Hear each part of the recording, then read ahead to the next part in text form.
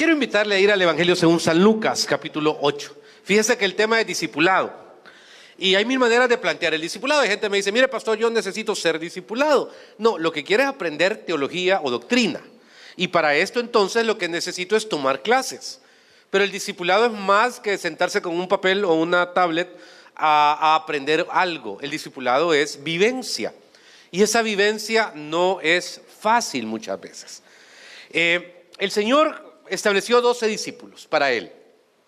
Y este planteamiento hasta este día está vigente en muchos sentidos. Sin embargo, quisiera antes de ir a entender lo que es el fluir del discipulado, es a tratar de entender cómo el Señor fue preparando el camino y aunque era confuso, no sabían ni los mismos discípulos lo que era el cristianismo. Creo que el cristianismo es lo más maravilloso que ha existido. Fíjense que me hacían una pregunta: ¿cuáles son los 5 o 6 inventos más grandes de la historia del ser humano? Una pregunta que me hicieron de fuego un día. Para mí, obviamente el fuego, la creación del fuego es una, la brújula, el mapa. ¿Qué otra sería? La electricidad, por supuesto. Para mí, la brújula, el mapa, son para mí las más contundentes. La rueda, por supuesto. Y de repente usted encuentra este tipo de cosas. Aunque usted no logra el internet, yo lo pongo en el top 10. Y el smartphone también, porque está en nuestra generación. Pero realmente algo que para mí es impecable, fíjese qué palabra estoy ocupando, es el cristianismo. Jesús, hermano, fue estableciendo ciertos parámetros alrededor de lo que iba a ser el cristianismo, que ni los mismos que estaban en su tiempo lo entendieron. Son como semillas que se sembraron y que con los siglos iban a dar su fruto. Le quiero dar 4. Evangelio según San Lucas, capítulo 8, versículo 19. Ahorita le dije Evangelio según San Lucas, capítulo 8, versículo 19. Comenzamos. Entonces su madre y sus hermanos vinieron a él, pero no podían llegar hasta él por causa de la multitud. Y se le avisó diciendo: tu madre y tus hermanos están fuera y quieren verte. Él entonces respondiendo le dijo: mi madre y mis hermanos son los que oyen la palabra de Dios y la hacen. El primer principio que estableció Jesús, sin decir que lo estaba estableciendo, era que en el cristianismo, por primera vez en la historia de la relación de las religiones, se estaba estableciendo una relación, no solo con Dios, sino entre seres humanos. A ver, pastor, barájemela más despacio. Le explico. En todo el mundo, el politeísmo es una regla natural. Solo existían 2 religiones que con los años sustentaron el monoteísmo. Una era el judaísmo en primer lugar, a un solo Dios adorarás. Segundo es el Islam. Y en tercer lugar, el cristianismo. El cristianismo antes que el Islam. Estos 3 principios realmente no son la regla. Inclusive, ya puede ser mentira. Estudié en Asia una maestría en Historia y Cultura Asiática y recuerdo que en Japón, por ejemplo, los japoneses casi siempre tienen 2 religiones. Una es el shintoísmo y otra el budismo. Las cosas alegres las celebran por el budismo y las cosas tristes las celebran por el shintoísmo. Como que le dan a cada una su lugar. 2. En la mayoría de deidades griegas, deidades egipcias, babilónicas o romanas, existían diversidad de cultos, dependiendo de la situación. Nos venimos a la América precolombina, el dios de la lluvia, el dios del fuego, el dios de lo otro.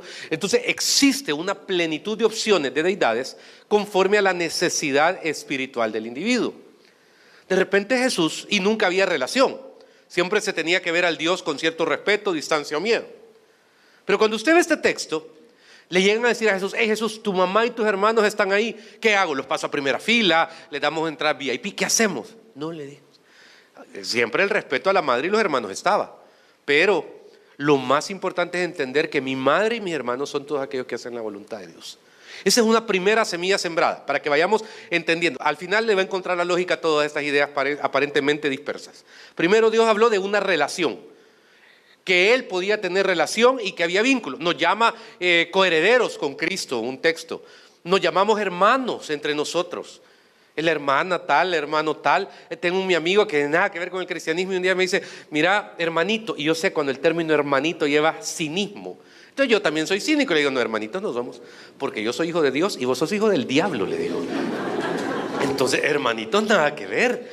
Entonces, pues sí, pero ¿me entiende? Es maravilloso la coinonía. Mirad cuán bueno y delicioso es que existan los hermanos juntos en armonía. Semilla sembrada. Segunda semilla interesante. Vaya ahí mismo a Lucas 8, 1 al 3. Evangelio según San Lucas 8, versículo 1 al 3. Dice, aconteció después que Jesús iba por todas las ciudades y aldeas predicando y anunciando el evangelio del reino de Dios. Y los 12 con él. Y algunas mujeres que habían sido sanadas de espíritus malos y de enfermedades. María, que se llamaba Magdalena, de la que habían salido 7 demonios. Juana, mujer de Chuza, intendente de Herodes. Y Susana, y otras muchas le servían de sus bienes. Fíjense qué poderosa lectura. Porque hasta este momento era inconcebible que el ministro de Dios, el hombre, en este caso Jesús o cualquiera, tuviera algún vínculo con mujeres. Es más, usted va a Israel hoy en día y usted va a ver al rabino caminando y la rabitzen, la esposa del rabino, 2 pasos atrás. Nunca a la par. No se podía dar. Pero usted encuentra en este texto que dice de que le servían con sus bienes. Aquí tiene lógica de dónde Jesús financiaba su ministerio. Usted se imagina qué es lo que es mantener a 13 hombres que no deben de comer como corderitos, hermano. Desayuno, almuerzo y cena por 3 años. Hospedaje. La Biblia de vez en cuando nos cuenta que se quedaban en casa de fulano. Pero el término pensión existe desde siempre en todos estos lugares, Walter. Y de repente usted encuentra que se rompe eso. El cristianismo fue la primera fe que le abrió el espacio para que una mujer entre por una puerta.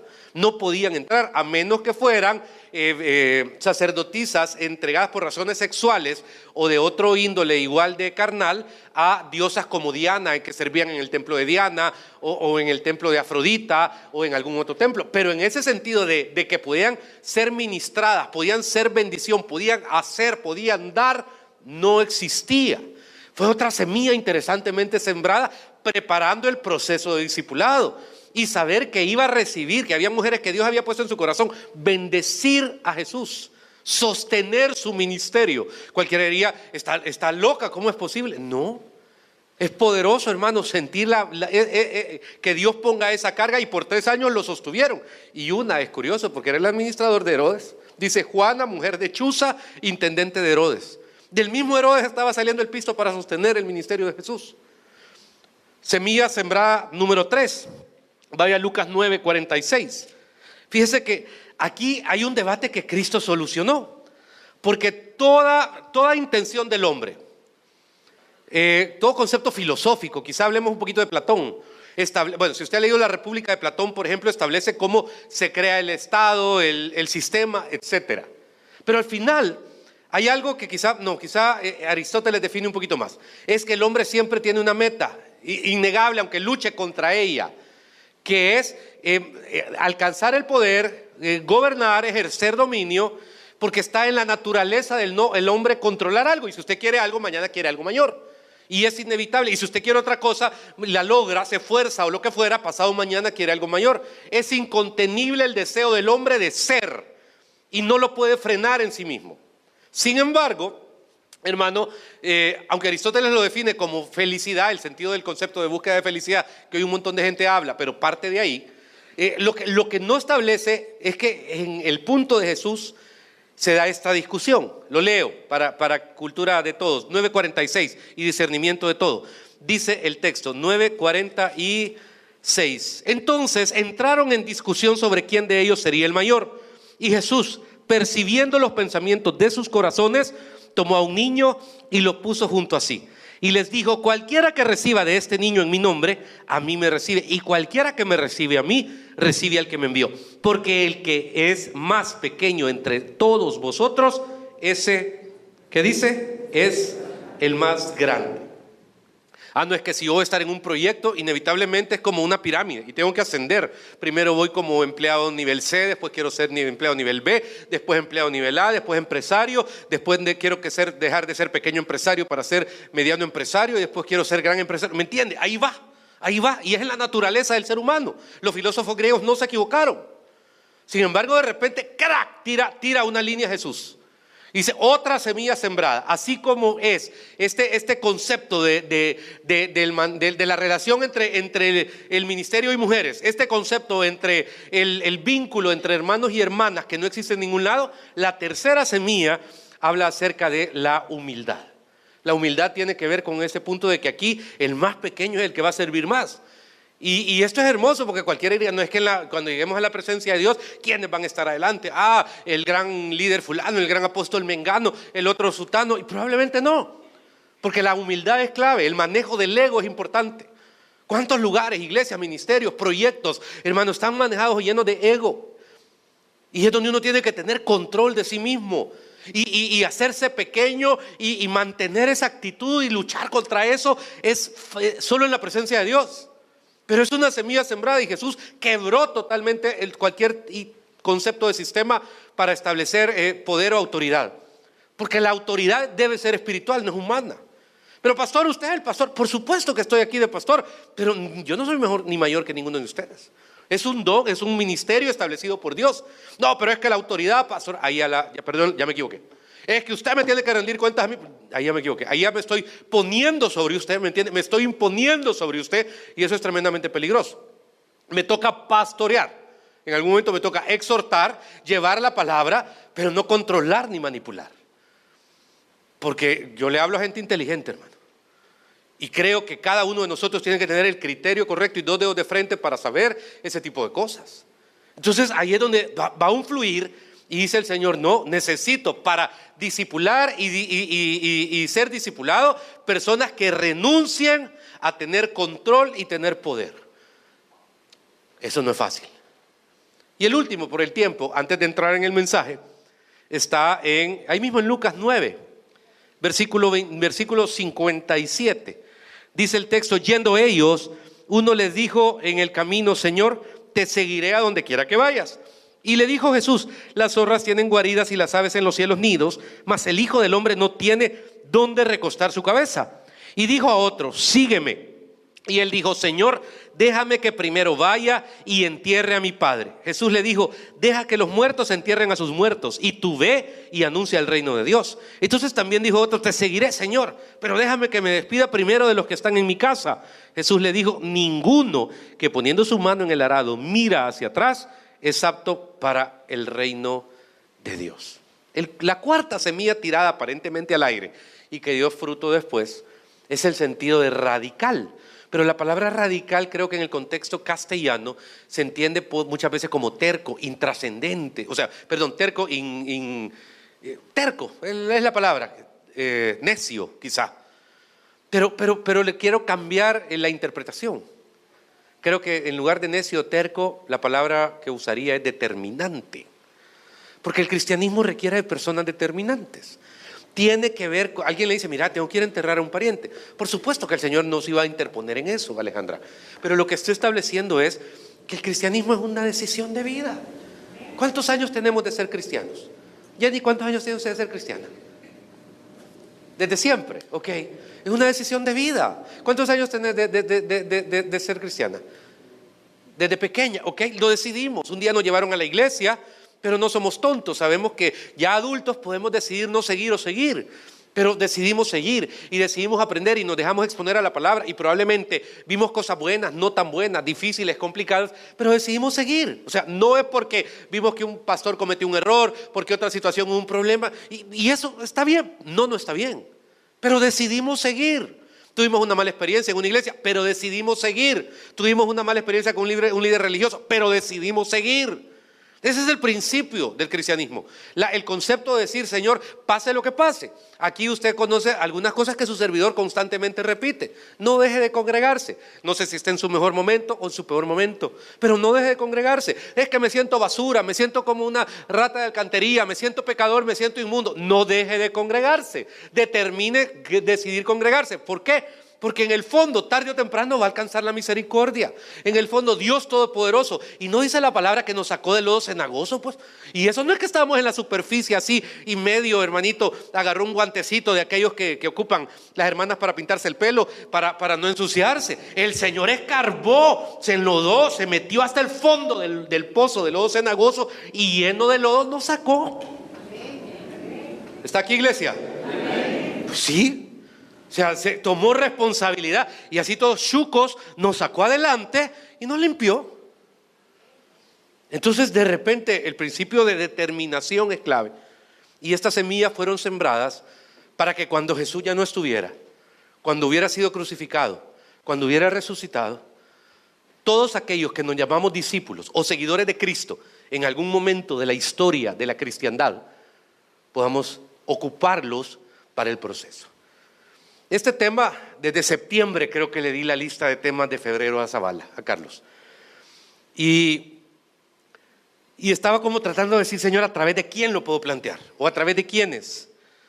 Y fue a través del apóstol Pedro, donde quiero que vea los antes y los procesos de lo que es el discipulado. Y voy a ocupar al apóstol Pedro para que podamos interpretar cómo estas cosas y otras van tomando fruto.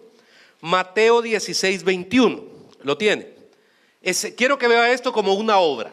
Escena 1. Escena 1 está en Mateo 16, 21. Dice el texto: desde entonces comenzó Jesús a declarar a sus discípulos que le era necesario ir a Jerusalén y padecer mucho de los ancianos, de los principales sacerdotes y de los escribas, y ser muerto y resucitar al tercer día. Entonces Pedro, tomándolo aparte, comenzó a reconvenirle diciendo: Señor, ten compasión de ti, en ninguna manera esto te acontezca.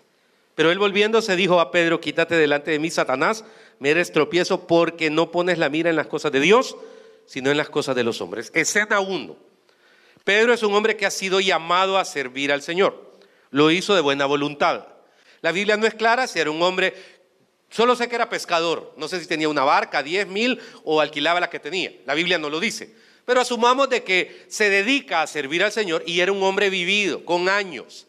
Este no era un cipote. El cipote, ¿se acuerda usted del cuadro maravilloso de Leonardo da Vinci, La Última Cena? El muchacho que está recostado, ese es Juan, en el hombro de Jesús. Pero Pedro era un hombre que ya había recorrido camino. Aquellos que ya son viejos lobos de mar, que ya saben cómo reviran las cosas, que ya saben cuando alguien les está mintiendo en la cara, que ya saben cuando alguien no es franco, ya se la pueden de todas. Entonces de repente usted encuentra que cuando alguien ya es vivido y no mucha gente lo engaña, puede cometer un error. Se cree sabio en su propia opinión, porque su vivencia y su experiencia lo ha mantenido fuerte. Entonces de repente Jesús está diciendo: miren, me van a crucificar, me voy a morir, es una prueba que tengo que pasar. Entonces este hombre vivido, de repente lo llama y le dice: mira, Jesús, vení, quiero hablar con vos. Ajá, deja de decir esas cosas, hombre. No te compliques, si el ministerio va bien. No ves que donde vamos se llena, si sos un rockstar. No sentís que las cosas van bien. Has sanado gente, has sacado adelante gente, has resucitado muertos y estás diciendo que te vas a morir. Por favor, Jesús. No, hombre, mira, deja esas cosas, el fatalismo, déjalo. Fíjese, es la mente de un hombre que es las voces muchas veces de aquellos que a uno le dicen: mire, pastor, el avisado ve el mal y se aparta. Pero en realidad es una excusa para no tomar responsabilidades. Se llama cobardía muchas veces, la falta de determinación. Ahora, esa es la primera escena.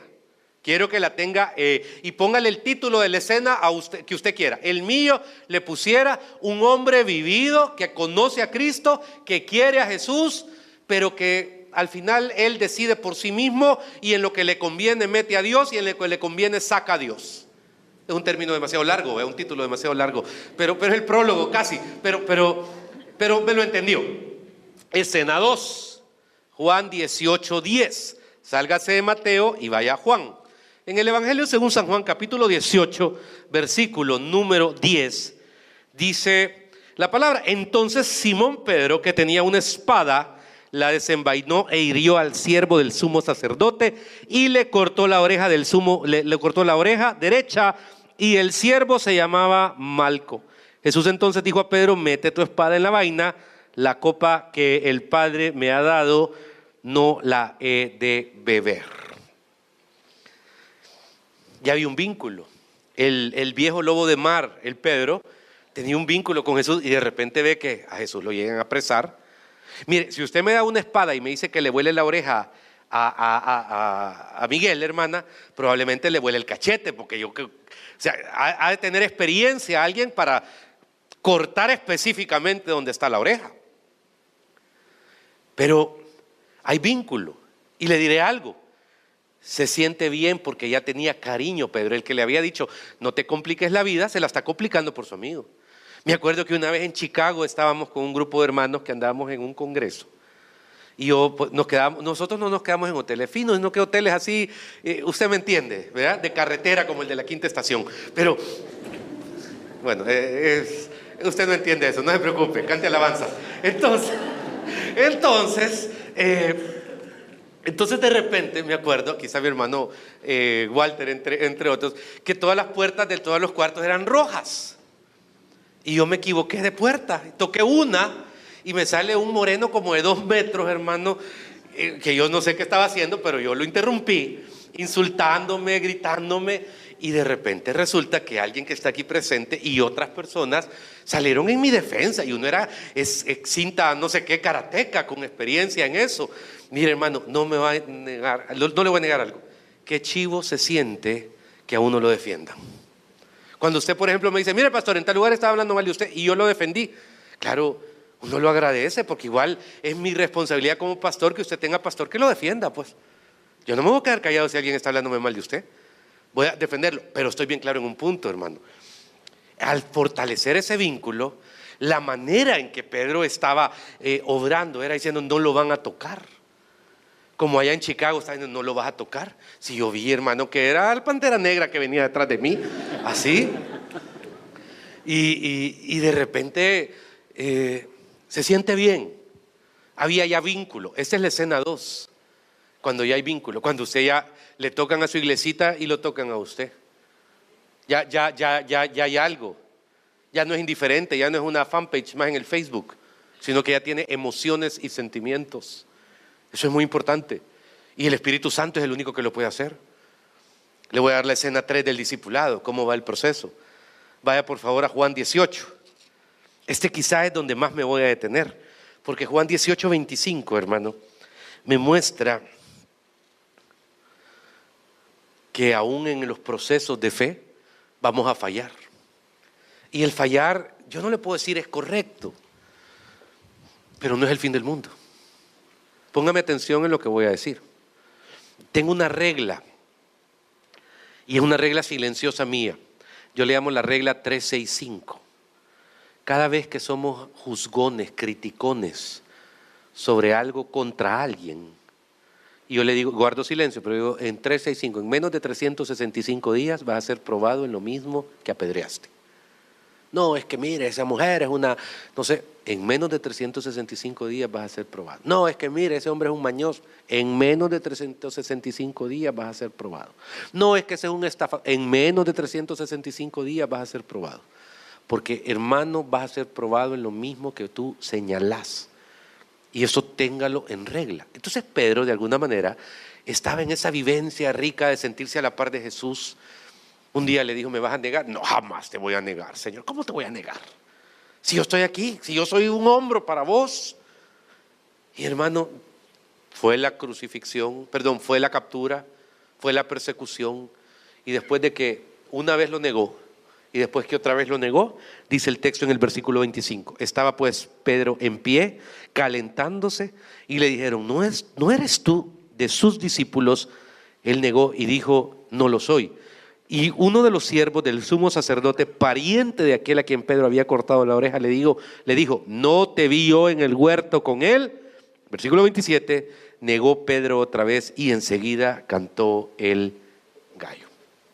Pastor, ¿y entonces qué está diciendo? En primer lugar, todos los cristianos somos falibles. Jesús lo sabía y a pesar de eso pagó en la cruz del Calvario nuestros pecados.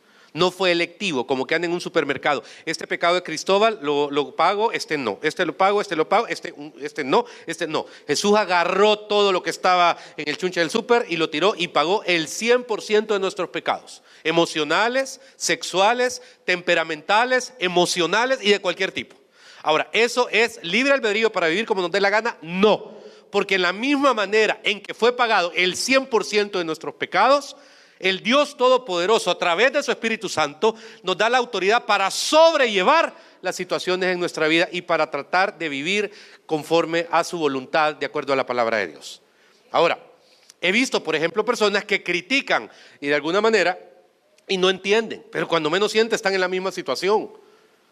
Es que quizás ellos están financieramente mal porque hay movida. Cuidado. Estás tocando una puerta que no debes tocar porque la movida no llega a tu vida, pero la crisis puede llegar. No, pero pastor, ¿y entonces a dónde está el equilibrio? Aquí solo estoy hablando de un proceso de discipulado donde el individuo que se sintió fuerte espiritualmente estaba pateando cables 72 horas después. Y al estar pateando cables 72 horas después y negar a Jesús, hermano, pasa algo bien interesante. Y por eso le dije, me quiero detener aquí. Porque probablemente no sea por ti, pero podés ayudarle a alguien. Cuando esto pasó, Pedro se sintió tan mal que dijo, no, de plano, yo soy una torta en el evangelio, yo mejor me voy al mundo. Y dijo, me voy a pescar. ¿De dónde lo había sacado Jesús? De pescar. Le había dicho, ya no vas a ser pescador de pescados, sino que te voy a hacer pescador de hombres. Entonces, al hacerle pescador de hombres, estaba en eso, pero de repente dijo, no, me voy al mundo, si no sirvo, si ya lo negué, soy una desgracia, como le dije, rata de alcantarilla, no sé, miserable, lo que usted quiera. Pero ¿sabe qué pasó? Lo que le pasa a todos los cristianos cuando quieren volver al mundo, fracasan en el mundo. ¿Cómo así, pastor? Sí, como ya tenés el sello del Espíritu Santo, papá. Nunca, nunca, nunca vas a volver a triunfar en el mundo. Podías ser el alma de la fiesta y pasás, con mucho respeto a los que tienen la profesión de payaso, pero pasás de ser el alma de la fiesta en el mundo, después de Cristo, a ser el ridículo en el mundo.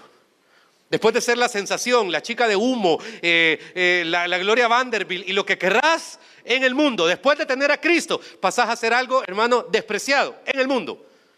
Así funciona. ¿Por qué? Porque ya te llenaste del Espíritu Santo. Y el Espíritu Santo jamás se va a despojar de ti. Porque te amó primero, dice la palabra de Dios. ¿Está aquí, iglesia? Amén. Ok, entonces Pedro está pescando. Y el gran pescador de pescados, el viejo lobo de mar, ¿sabe qué pasó? No pescó nada.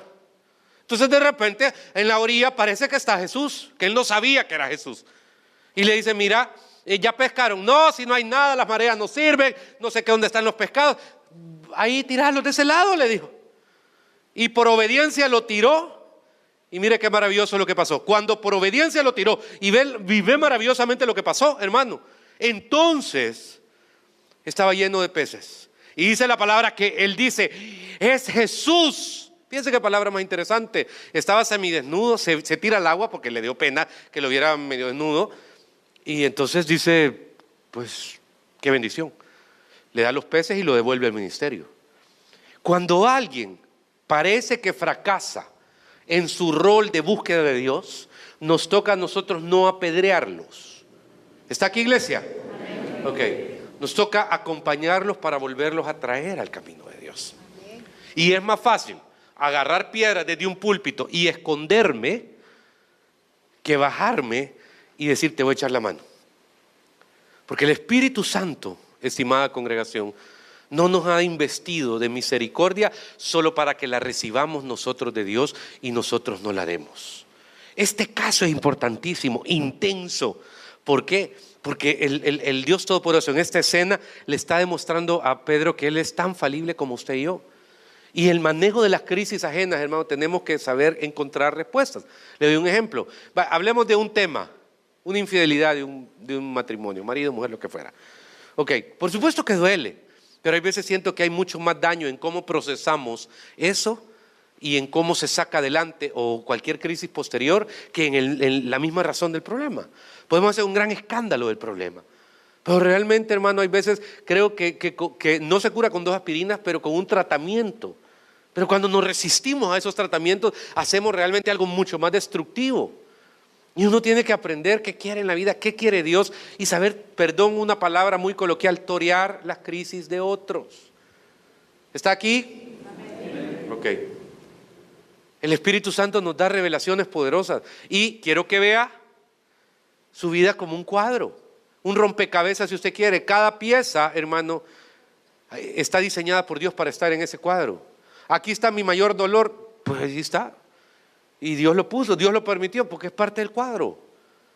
Y mi mayor alegría, aquí está. ¿Y quién es la persona que más amo, adoro, quiero? Fulano. ¿Y quién es la persona que más me detesta o detesto? Aquí está, es tu cuadro.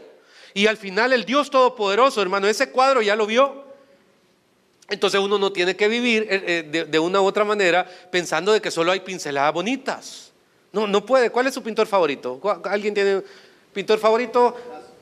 Van Gogh, va, el mío también, un cuadro de Van Gogh, digamos, los girasoles, va. Entonces de repente se establece un principio alrededor de ese cuadro. Van Gogh tuvo que haber diseñado, hermano, los tonos, la intensidad del tronco, la luz, los espacios, ¿para qué? Para poder conceptualizar eso. Entonces así es la vida de nosotros. Mi niñez fue infeliz, estaba en el cuadro y Dios te la iba a restaurar. Es que mi vida de niña fue una desgracia porque no tuve quien me amara y no tuve quien me quisiera y las personas que más amé me traicionaron. Ahí está en el cuadro. Pero el cuadro final no es desgracia, es victoria, es plenitud, es abundancia en Él. Entonces el Señor había visto en el cuadro de Pedro esto y le iba a fallar, sí, y sabía que le iba a fallar, pues claro, si Él es Dios. Si no, no lo hubiera escogido. No, este no, porque dentro de tanto tiempo me va a fallar. Es un loser. No, papá, con mucho más cariño lo agarró. ¿Por qué? Porque tuvo que moldearlo. Nunca he visto, hermano, un jarrón en el molde del alfarero diciéndole al alfarero, moldeame de este lado, haceme este estilo. No, es el alfarero el que diseña el jarrón. Dónde darle vuelta, dónde darle forma. Y escoge en qué horno y a qué temperatura meterlo para que tenga su consistencia y su belleza. Entonces el discipulado es eso. Primera escena, un hombre que no toma riesgos, que no le gusta sufrir y que no le gusta ver que otro esté diciendo que va a sufrir. Segunda escena, un hombre que de repente se encuentra negando a Jesús. Bueno, en la tercera, negando a Jesús y en la segunda, defendiendo porque había vínculo. Pero quiero darle la cuarta. Hechos 2:22, por favor. ¿Lo tiene? Déjeme buscárselo. Hechos 2:22. Varones israelitas, oíd estas palabras. Jesús Nazareno, varón aprobado por Dios entre vosotros con las maravillas, prodigios y señales que Dios hizo entre vosotros por medio de él, como vosotros mismos sabéis. A este, entregado por el determinado consejo y anticipado conocimiento de Dios, prendisteis y matasteis por manos de inicuos, crucificándole. Y termina el 24, al cual Dios levantó sueltos los dolores de la muerte, por cuanto era imposible que fuese retenido por ella. ¿Cómo es posible? Hace unos capítulos encuentro a un hombre tímido que está negando que conoce a Jesús, y después en la escena 4 encuentro a un hombre con carácter que está denunciando un asesinato. Algo pasó, ¿verdad? Como algo pasa en todos nosotros. Si usted cree que venir domingo a domingo es por gusto. Si nosotros no somos catadores de alabanza, ni hoy no me gustó la alabanza. A mí me gusta Delmi. A mí, porque aquí le han puesto nombre. A Mario le han puesto Pedro Infante por las clásicas de tenor, Pavarotti. Al otro le han puesto Luis Miguel. Cada uno tiene su estilo, ¿verdad? Y de repente, no, si no venís a catar. Así es. Así es. No, la predicación, quisiera siempre ser inspirador, pero yo no soy coach. Yo no soy speaker, yo soy predicador. Y desde esa perspectiva, lo que estoy sustentando en esta mañana a cada uno de nosotros es ubicarnos en el contexto, hermano, de que tarde o temprano va a tener fruto.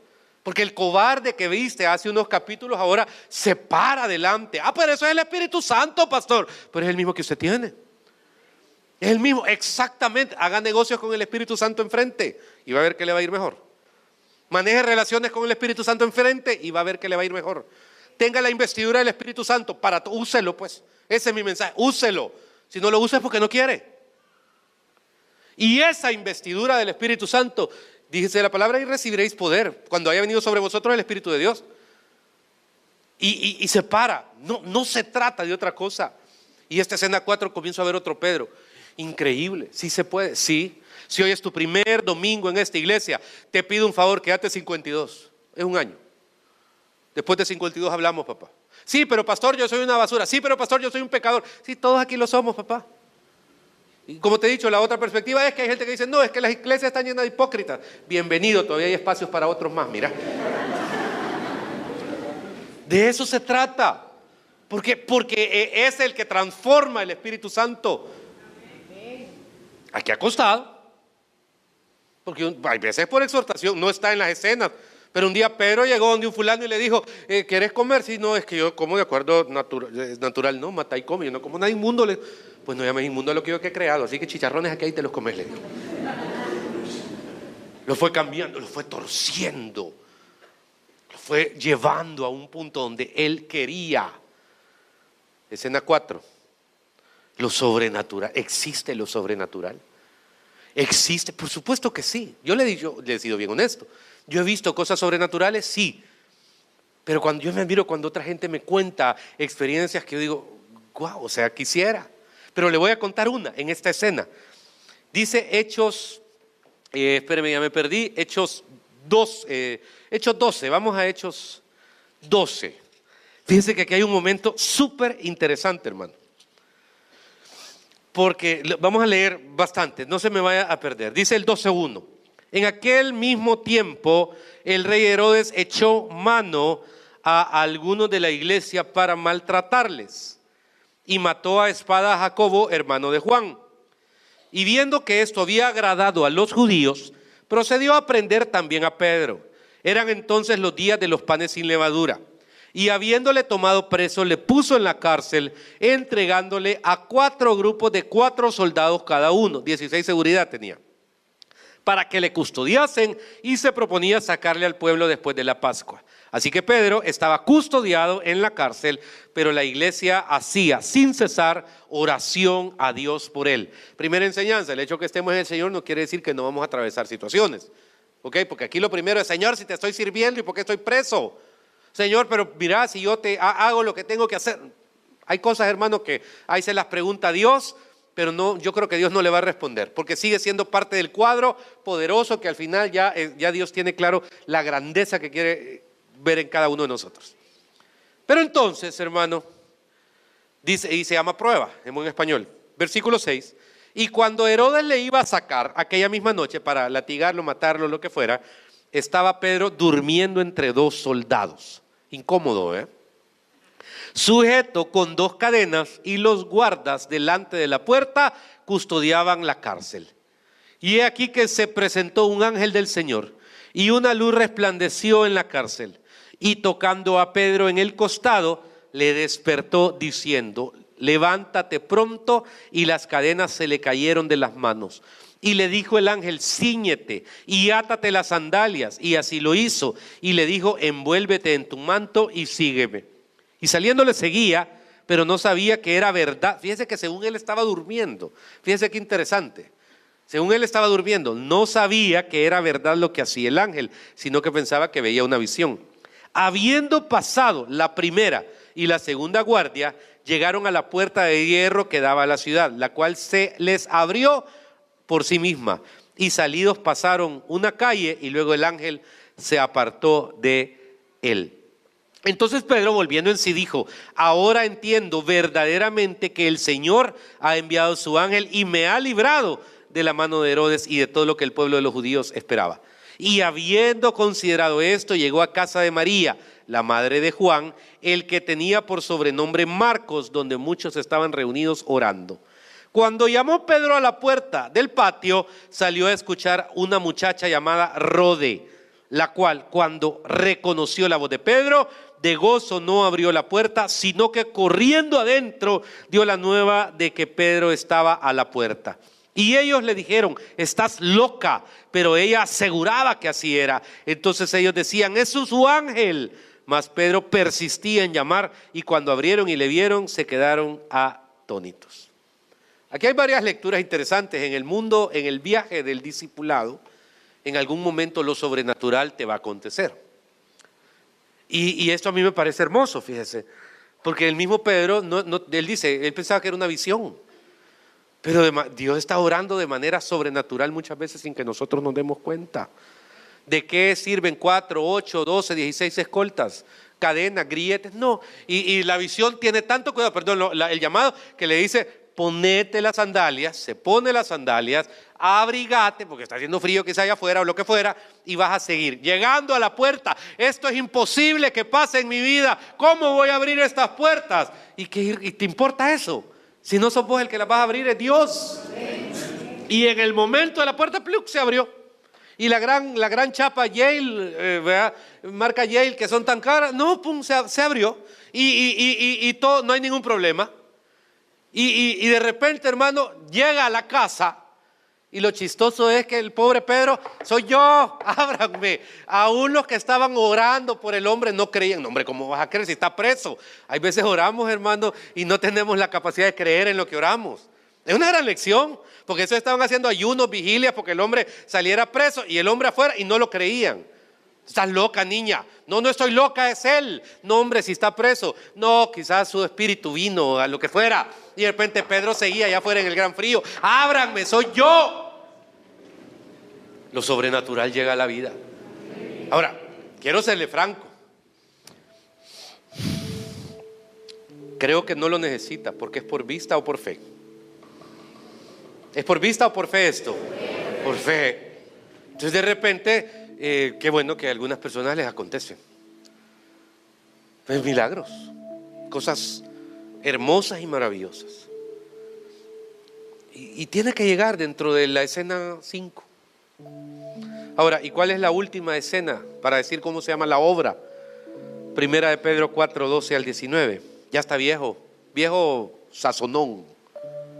Arrugas buenas, fuertes, sólidas. No esas planchadas así con lifting. No. Y de repente ya madurón, sazozón, vivido, pero espiritualmente ubicado. Y dice en primera de Pedro 4:12: amados, está dando una lección. No os sorprendáis, han pasado varios años ya, del fuego de prueba que os ha sobrevivido, como si alguna cosa extraña os aconteciese. ¿Cómo es esto? En la primera obra, en la primera escena era un hombre que decía: sé prudente, no andes buscando el problema, el dolor, la tribulación, es un tontera. No, pero de repente en la última escena de esta obra que se llama discipulado, los primeros discípulos, sus temores, sus alegrías, etcétera, dice: no os sorprendáis del fuego de prueba que os ha sobrevenido, como si alguna cosa extraña os aconteciese, sino gozaos por cuanto sois participantes de los padecimientos de Cristo, para que también en la revelación de su gloria os gocéis con alegría. Si sois vituperados por el nombre de Cristo, sois bienaventurados, porque el glorioso Espíritu de Dios reposa sobre vosotros.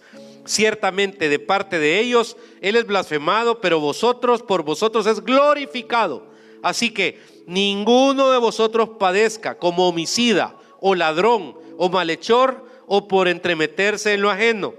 Pero si alguno padece como cristiano, no se avergüence, sino glorifique a Dios por ello. Ya que de la escena 1 a la escena 5 hay una gran diferencia. Claro, en la escena 1 era salir huyendo cuando alguien se dañaba con una Gillette. ¿Por qué? Porque hay sangre, no puedo ver. Uy, qué horror, el dolor.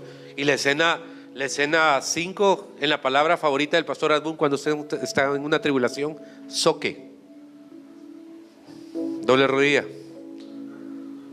Sea fuerte, hombre. No sea aguadito, sea fuerte. Ay, es que usted no sabe, pastor, lo que está. No, algo grande tiene Dios, porque no conozco a alguien que no pase un proceso de tribulación que no tenga su recompensa, pero por el triple, papá. ¿Y cómo se llama la obra? Vamos a ver. Al que me diga el nombre de la obra, le doy el premio. Un Van Gogh no le puedo dar, pero a ver, ¿cómo se llama la obra? No. ¿Sabe cómo se llama? Usted. Ese es usted. Vamos a orar. Bendito Dios. No sé en qué etapa de esta obra está cada uno, pero yo te pido, Señor, que no ceses. Cuando alguien me dice: es que yo soy demasiado, no sé, temperamental, emocional, emotivo, resentido, enojado, no sé, la palabra que usted quiera, del alma, pero pueden ser con situaciones de sexualidad, de lo que fuera, de carácter. En el nombre de Jesús, hermano Mario, es donde cada uno de nosotros puede decir, bueno, Señor, pero el rompecabezas se va a terminar de armar. Y esa obra final es lo que tú ya viste. Y todos los procesos alrededor de lo que está ahí es para victoria tuya, Señor. En el nombre de Jesús. El mensaje que recién escuchas estaría incompleto si no te tomaras unos minutos para recibir a Jesucristo como tu único y suficiente Salvador personal. Es la decisión más importante que un ser humano puede hacer. Y te invito a que lo hagas en esta hora, diciéndole al Señor: hoy, Señor Jesucristo, te recibo como mi único y suficiente Salvador personal. Te pido vivir en tus planes y tus propósitos. Reconozco la cruz como el lugar donde alcanzo perdón de pecados, salvación y vida eterna. Y te pido vivir conforme a tus planes y tus propósitos. En Jesucristo mi Señor. Amén. Es un tiempo hermoso.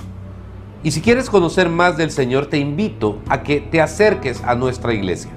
Nos reunimos en el Hotel Barceló de la ciudad de San Salvador los días domingo a las 7:30, 9 y 11 a.m. Sería un honor saludarte personalmente.